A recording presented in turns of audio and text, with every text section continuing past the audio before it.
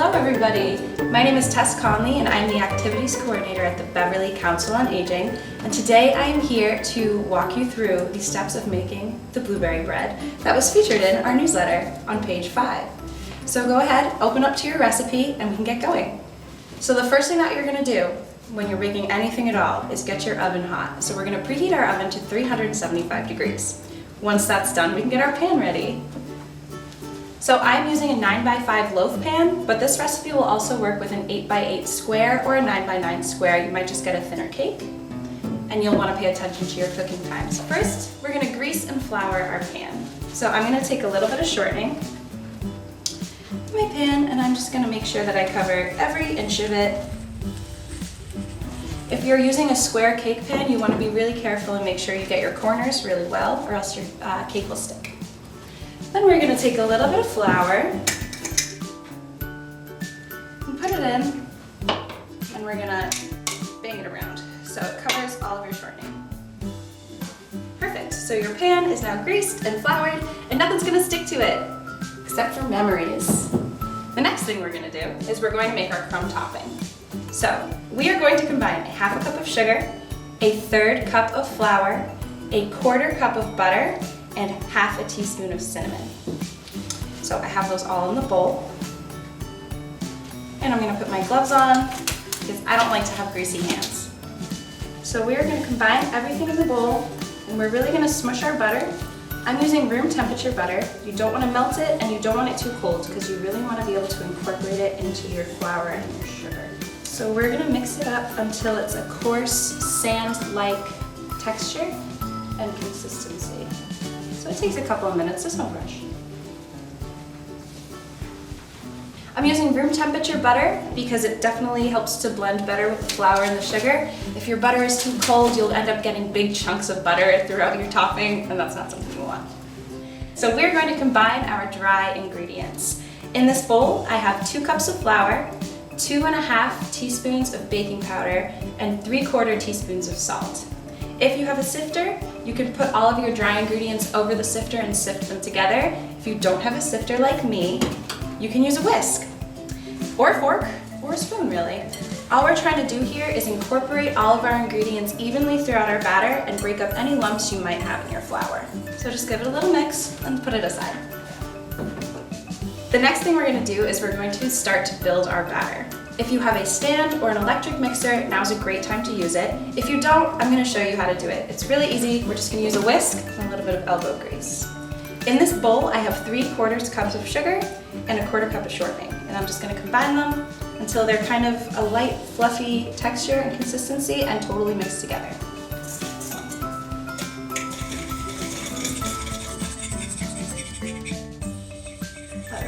Now that our shortening is combined with our sugar, we are going to add 1 egg. I've been really looking forward to that. Mix that in. Make sure you're scraping down the sides of your bowls so everything is getting evenly incorporated into your batter. Now we are going to add, while mixing, 3/4 cups of milk.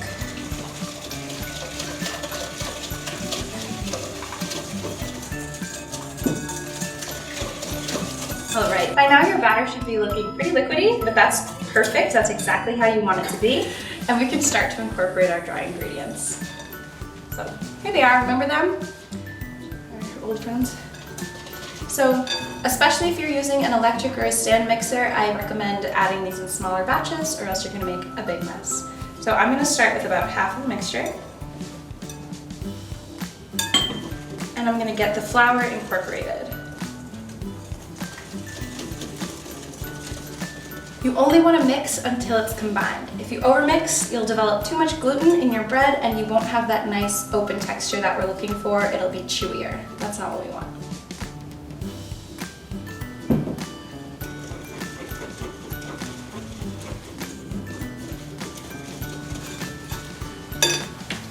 Alright, now I'm going to come in with my rubber spatula. I'm going to make sure that all of the ingredients have gone into the mixture. Now that all of our dry ingredients are mixed in, you should have a nice thick batter that's going to hold up your blueberries. This is the support system here. Alright. you're going to take a pint of blueberries, it's 2 dry cups. They're perfect. You should always taste one just to make sure. And we're going to pour them in.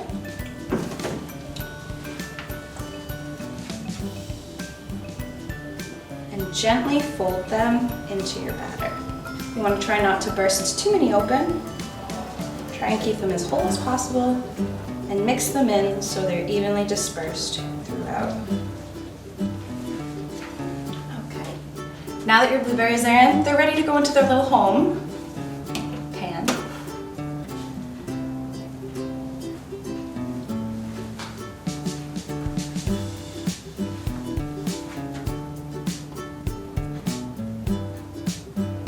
Now that it's in the pan, we can sprinkle the crumb topping on.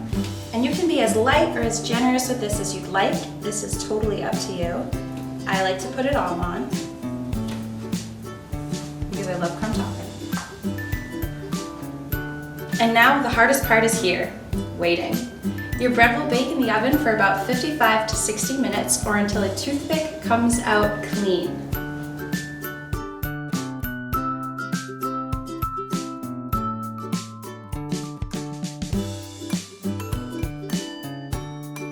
Alright, now that our bread is out of the oven, let's cut it open.